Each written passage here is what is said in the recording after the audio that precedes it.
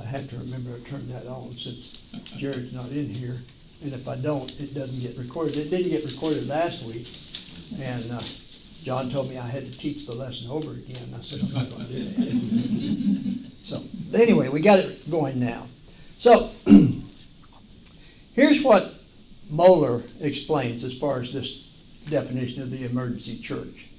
He says, it is the worldwide of postmodernism. It denies the possibility of or need for scriptural truth. It affords the movement an opportunity to hop, skip, and jump throughout the Bible and the history of Christian thought to take whatever pieces they want from one theology and attach them, like doctrinal post-it notes, to whatever picture they would want to draw. And that's how Moeller explains this emerging church. And if you look around, even in the churches of Christ, you see a lot of things, modernism, that's taking place. My grandson, because he goes to Oklahoma Christian, he's been going to Edmond Church of Christ. Now, I've been chastising him pretty good about that. He says, well, I like it. And I said, what is it you like about it? You like the donuts and the coffee that is taken into the classroom? Or just what do you like? Well, my friends are going over there. And that sometimes happens. You know, young people will go where their friends go and everything. But they don't really think about the doctrinal issues the way that they should.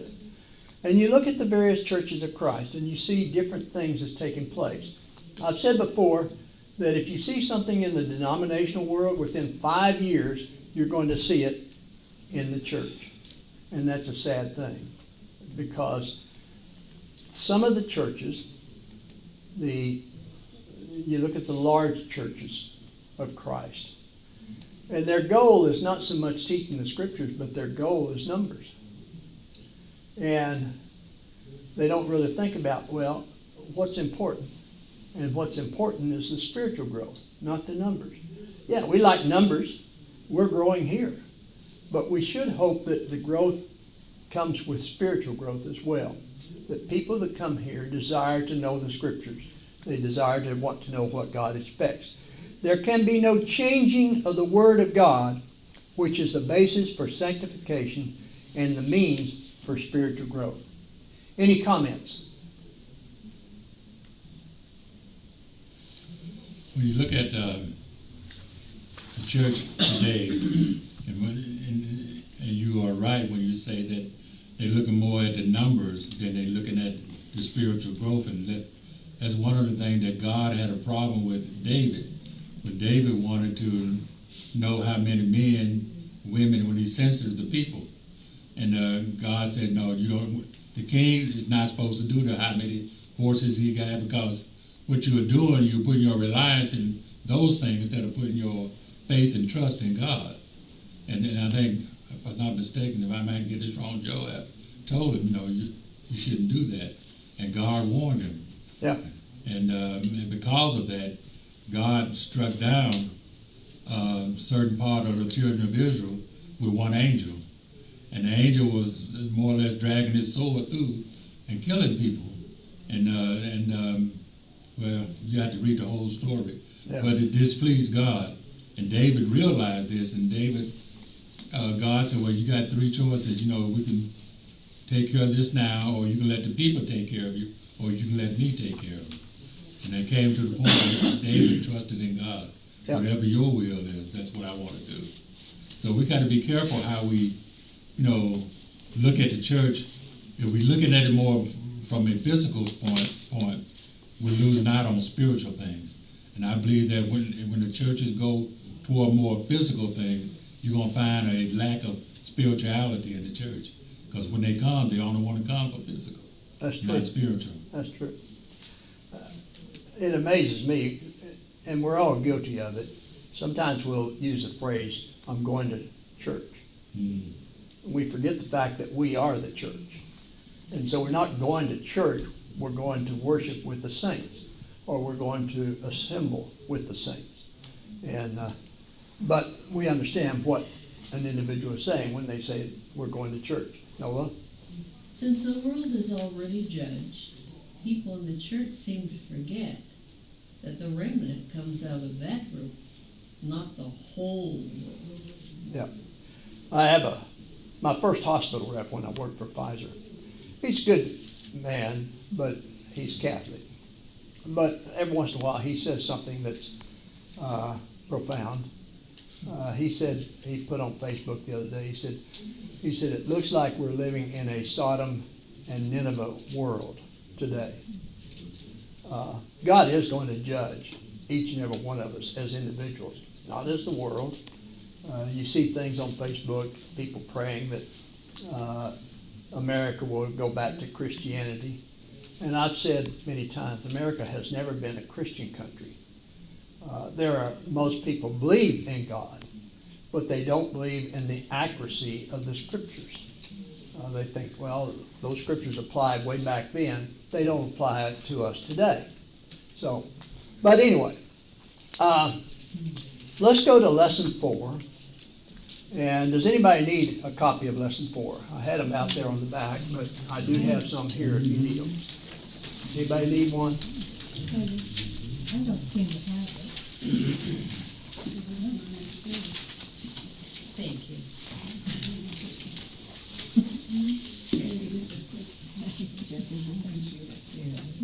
Anyone else?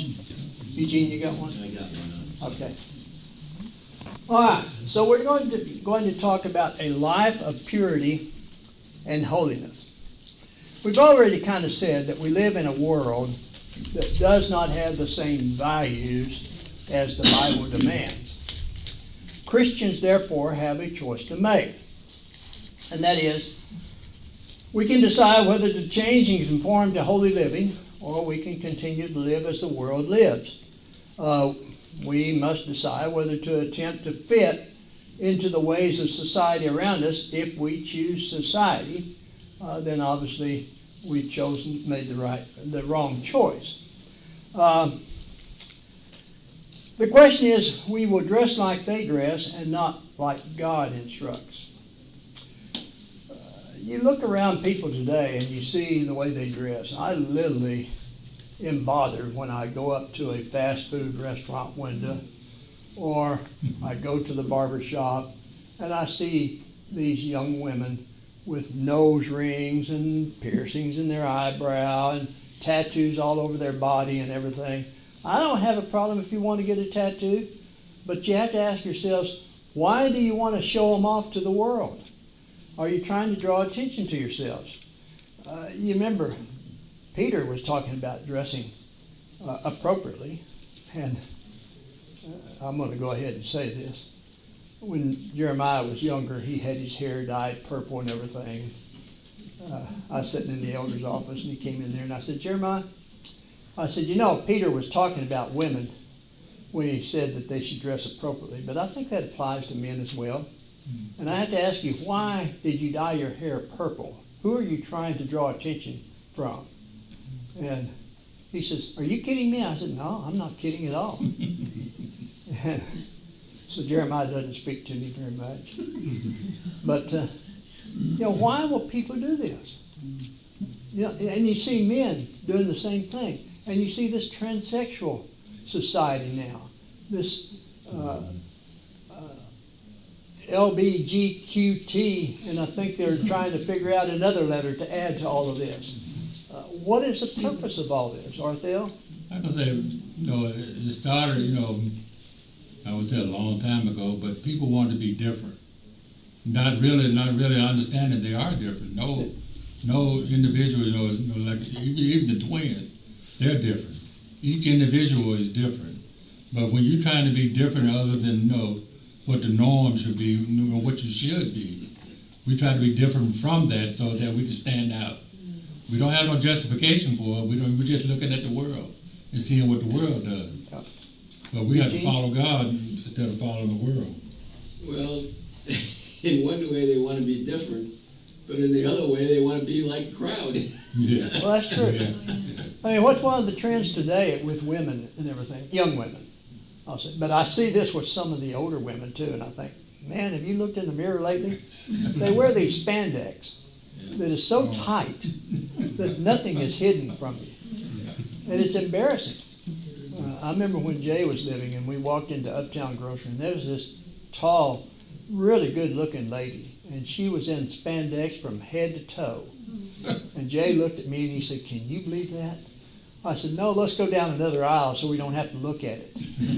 And then the other thing you see with women wearing really short skirts.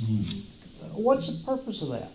You know, when you see them walking around tugging like this, or if they're sitting in the seat tugging, there's something wrong with that.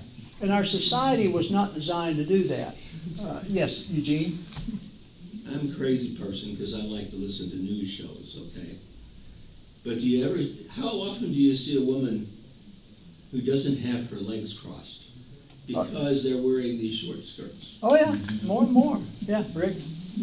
I always like to go back, but my favorite one is, back about 15, 20 years ago, the Psychiatric Society said that 73% of the American people suffer from some kind of mental disorder. 73%, and I look at these people walking the street, and I says, I can see the 73%. Yeah. Well, I mean, our society is sad, and as Christians, we have to walk around with blinders. Yes, Nola? Worse than that. I mean, that's bad enough. But there's something about women today, on TV especially, they can't button up anything in front because it's hanging out. Why?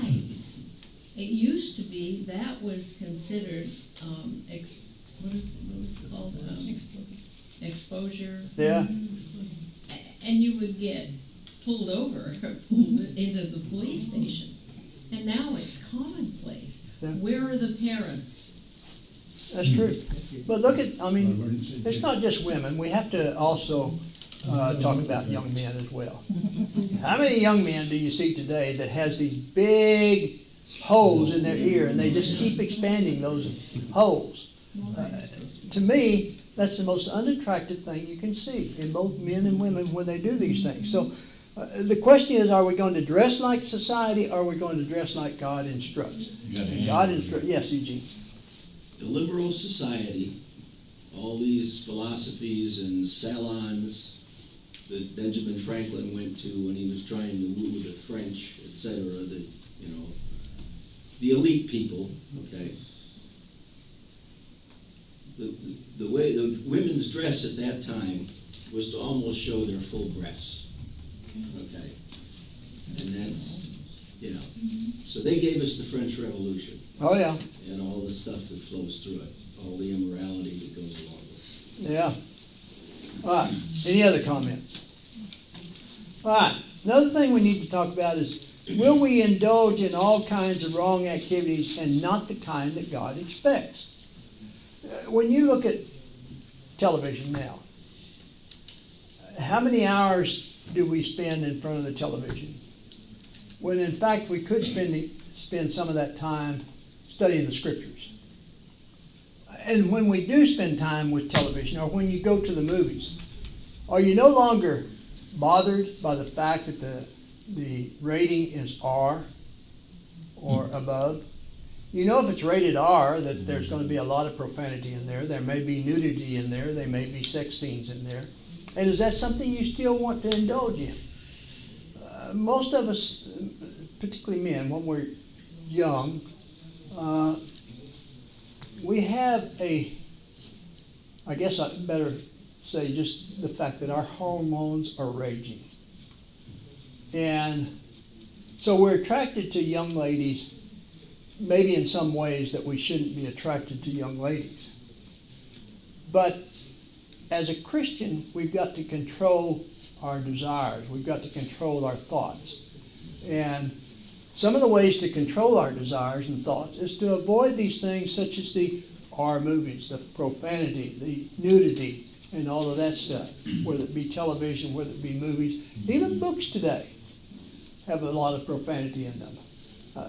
My brother, because we have a Bengal cat, there was a writer I think he's in Minnesota, and I forget the exact title of the book, but my brother sent me a message and said, look at this.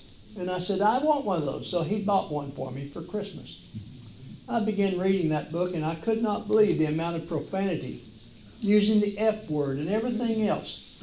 And so put that book away. But, What's Yes. bad is you get cartoons now, you can't watch cartoons either. oh, I know. In things that are thrown in to catch the little ones. Yeah, Eugene? I just got back from 2 weeks in Alaska. I wondered where you went, Flew to Fairbanks. and you didn't invite us. Yeah. You don't It was want only like 200 miles from the Arctic Circle. Yeah, I didn't make it there. And then took the land tour down to Seward and then the cruise back. And I learned more about nature in the things that I went to see, you know, like I did get to see one small grizzly bear up there, okay, but you know, when people are telling you about bears, they're talking about when the bears come in to heat, whatever, they don't mate with just one person, you know, they mate over and over again. And that's why the male bear doesn't know whether he's the father of the cubs or not, and that's why he'll kill them all if he has the opportunity. yeah. Right? And then another thing I went to was really nice was one of the guys who won the Iditarod years ago. He's still involved in all of that and sponsors other people to do it, and so you can go there and you actually see the sled dogs and that. Or they say the same thing. They don't use huskies, they use a different, smaller type of dog, and they breed them to control, because they have the characteristics of being a sled dog. And they want them to be the same color and on size or smaller. And so they have to watch very carefully how they mate, etc. So the point is, throughout nature, that's the way God created us and all the other creatures that he made, with this desire to mate, and so you're not going to get that out of people, but like you say, we have to learn how to control it when it's appropriate. We have to learn how to control it, and as God said in the scriptures and everything, that that's why he ordained marriage. The man is to be chosen one woman and one woman only, and that's for life. That's the way it's to be. And so one of the things I didn't mention here is we will talk like they talk and not like God instructs, and that we kind of already alluded to that, using profanity and words that we should not be using. Keeping our mind. A good way to look at that is you should always be praying that God would give you a pure heart, that God would give you a clear mind so you're thinking on spiritual things rather than worldly things. Okay? Also, we have to ask ourselves the question, will we then identify with the world around us so that they will not hate us? You can't control that. Because if you're doing what God has commanded you to do, they're gonna always hate you. They're That's gonna true. always come up with something that they don't agree with. And you're looking at a society now that you really have to be woke and understand where you're coming from. People got pronouns and all these things. And a man is not a man anymore. He's this, he's that. I'm him, I'm her. Well, no, those are things that the world try to teach you. But we'll learn of the things that are of God. And what God has set the standard for, that's what we must follow. That's true. That's true. But especially when we were younger, remember the crowd that we ran around with, and when you tried to say that, well, I don't want to do this. I don't want to consume alcohol. I don't want to smoke cigarettes or consume tobacco. And yet they still continue to try to influence you to do that. Mm-hmm. Did you ever yield to that? Probably, maybe to some extent, and maybe to a great extent, just because of the fact that they were your friends and you wanted to continue to be friends with them. Because you felt if you didn't do what they wanted, then they would ostracize you. And yes, Ovita? Finish your statement. No, go ahead. No, finish your statement. I'm through. No, it wasn't. Okay. No, I was just going to say when I was working, I had to also, like you mentioned, to get myself, like at break time, They want to talk about other people or do this and that, things that was wrong, and I found myself just getting my Bible out and studying, during that time, or staying away from them because they can influence you, and they would always, you Church of Christ, goody two shoes or whatever, and I said, they talk about Jesus Christ too, so I wouldn't worry about it, but it is, Horton. I would come home and talk to Rathel about it, and said, and he said, that's why you have to continue to surround yourself with Christians, and the older teach the younger. And I had Mayor Binkley, you all know Brother Binkley, he comes here sometime, that him and his wife introduced me to Rathel, and she was a child of God, and she's the one that got me the job there. And so we would just talk to each other, and she said, honey, you need to stay away from them, just be around Christians and people that's encouraging and going the way we're supposed to go, God's way. So, Yeah. But it does Okay. happen. Okay, Rathel? And then I'll get Donna. When you talked about peer pressure, you're around your crowds, and they want to smoke, they want to do this. Well, I fear my parents more than I fear them. And I said, no, I don't want no part of that. I'm going home. And I always went home because of the fact that I knew I didn't want to indulge in that. And I knew when I got home, we didn't have telephones or things that, that people got today. My parents, they know if I was misbehaving. They know if I did something wrong. Because, I was a child. But when it came to my friends, I wasn't peer pressure into smoking or anything like that or doing somebody wrong. I said, no, I don't want no part of that. Yeah. Okay, Donna? In junior high and high school, I took as a compliment when I was called Miss Goody Two Shoes quite often because I didn't do the smoking and drinking and wearing the super duper short dresses and stuff like that. They kind of looked at me, okay, well, I took it as a compliment when they called me. It didn't bother me at all. Eugene? Back in the day, most people wanted to be cool. They wanted to fit in, say, whether it was smoking or whether it was your hairstyle or the way you dressed or all of that. But it's today, now that we have the cell phones and the computers, the social media and all of this, it's affected people more than it ever has before. Because look at all the bullying that's going on. Look at all the kids, high school age or even pre-high school age, that are actually killing themselves because people are bullying them on their phones or on the computer, etc. And it's really tragic. It is. It is.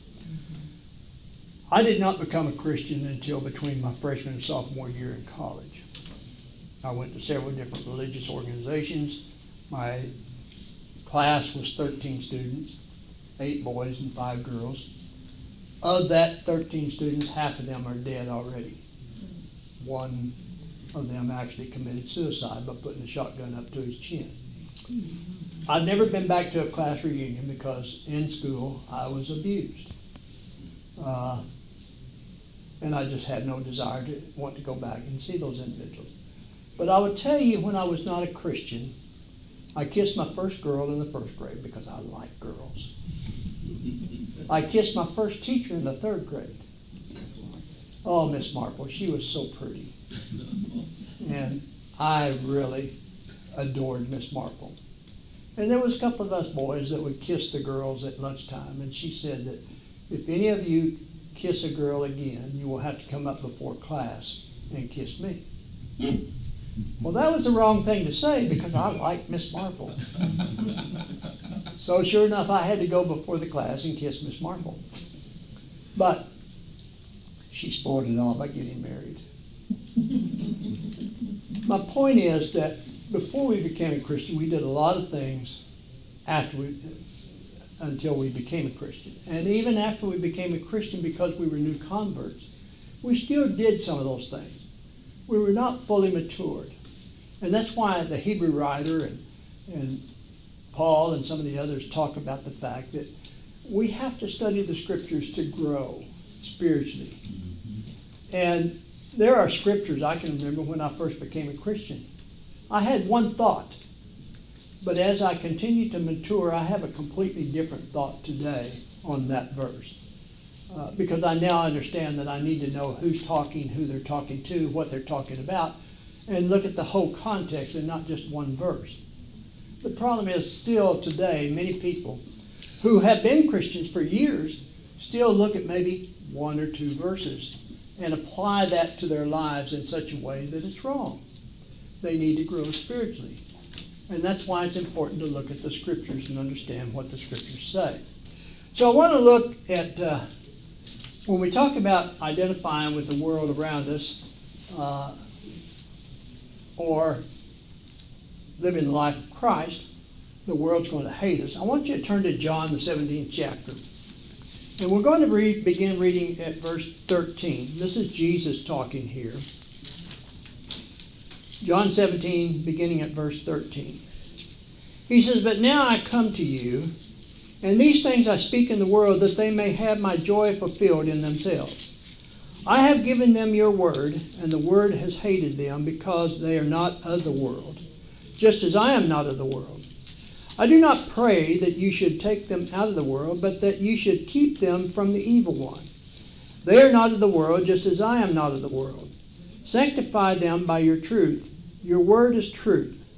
As you sent me into the world, I also have sent them into the world." Jesus is talking about his disciples, sending his disciples into the world, and preaching and teaching the Word of God. So the world usually hates those who are different from them. But if we want to be pleasing to God and acceptable to Him, we must live as God directs, even when it goes contrary to the world. Turn to 1 John, and let's see what John has to say in 1 John, and chapter 2, and verses 15 through 17. John says, "Do not love the world, nor are the things in the world. If anyone loves the world, the love of the Father is not in him. For all that is in the world, the lust of the flesh, the lust of the eyes, and the pride of life, is not of the Father, but is of the world.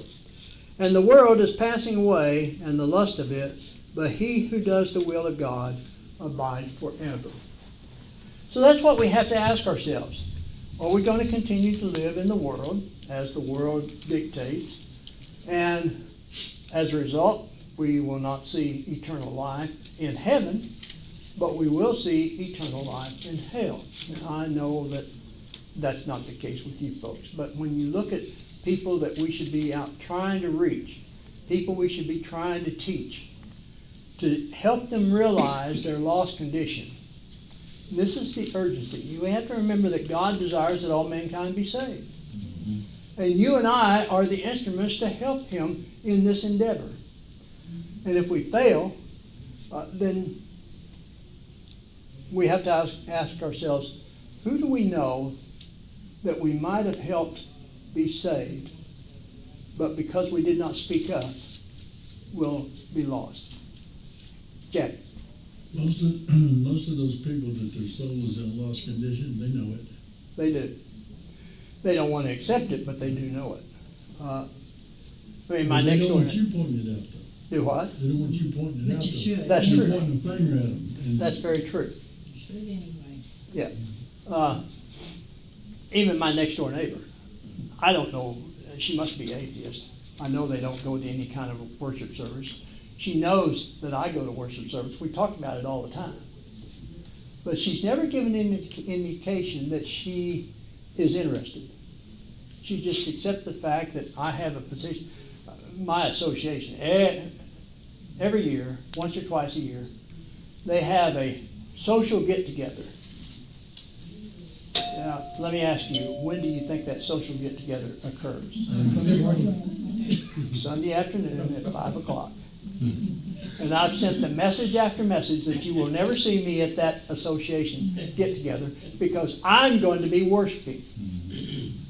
When I was preaching in Olathe, Kansas, our son and daughter was in music. They loved to be in chorus in school. And the teacher made a comment to them that we're going to have this specific recital on a Wednesday night. And if you're not here, you will flunk the course. So I met with the teacher and I said, I'm going to tell you something right now. My children will be in Bible class with me on Wednesday night. And if you drop their grade in any way because of that, you and I will be before the board. And he did not do that. But we as Christians have to take a stand with this stuff. Exactly. If we don't, the world is going to overrun us. And so let's look at, let's think about this. Purity and holy living are necessities. And there are no excuses that are accepted.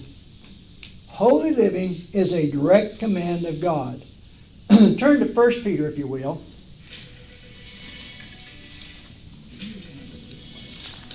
Hello. And I want to look at chapter 1. And we're going to look at verses 13 through 16. 1 Peter chapter 1, verses 13 through 16. Peter says this. He says, therefore gird up the loins of your mind and be sober, and rest your hope fully upon the grace that is to be brought to you at the revelation of Jesus Christ. As obedient children, not conforming yourselves to the former lust as in your ignorance. But as he who called you is holy, you also be holy in all your conduct, because it is written, be holy, for I am holy. And if you call on the Father, who without partiality judges according to each one's work, conduct yourselves throughout the time of your stay here in fear, knowing that you were not redeemed with corruptible things like silver or gold from your aimless conduct received by tradition from your fathers, but with the precious blood of Christ, as of a lamb without blemish and without spot. So, when God speaks then, we obviously are to obey. He expects us to make holiness a guide for our lives. And this is not anything new here with what Peter's saying. This goes all the way back to Leviticus. The theme of Leviticus is be holy as I am holy. He was talking to the Israelites at that time. And it applied to them, it applies to us this day. He expects us to make holiness a guide for our lives. And he never requires more than we can do. He makes allowances for our weaknesses, but he does not make allowances for our rebellion. So if holiness is required, we need to know what it is so we can pursue it and not the world. So our time is about up, but let's ask the question, what is holy living? If you follow Christ, Follow Christ? you will live holy. Okay. The following are synonyms for holy. Holiness, hallowed, and you hear oftentimes in prayers, hallowed be thy name. Holy is thy name. Saints, sanctification. The basic idea of holy is to be cleansed and set apart for service to God. So next week we're going to begin by looking at holiness in the Old Testament, and then we'll look at holiness in the New Testament. But I'm not going to get into those because I know our bell is about to ring. But let me ask a question. Because we've been in this classroom for a while, we've adjusted the ducts for the air in here. But how's the temperature right now? Is it a little warm for you, or is it comfortable? It's comfortable? Just right? Okay. So I'll not make any changes, but I asked that question because I'm standing up here sweating. Gotta get you a little fan. Closer to the ceiling. That's true. I'm closer to the ceiling. And I'm also doing the talking. You're a hothead. I'm what? You're a hothead. Hothead? Well, Lawrence has said that quite a bit. Yeah. I told her that she's been correcting me for 54 years, and she said no, 55. So that's our second bell. So we will continue this conversation next week. I appreciate your comments this morning. This is how we learn together. So thank you so much. We